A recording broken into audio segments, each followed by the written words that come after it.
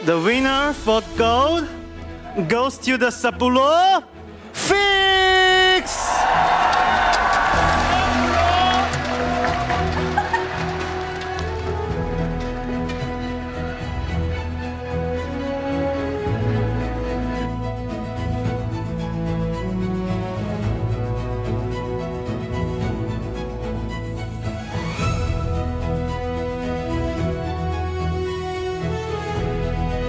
Oh.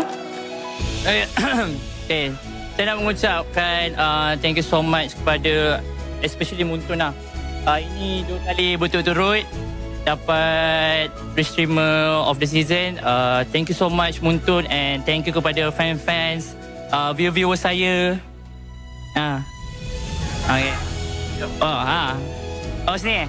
Viewer-viewer saya yang sedang menonton, thank you so much, and tak lupa juga kepada ibu bapa saya, thank you so much, and just keep supporting MPL MY guys. Thank you so much.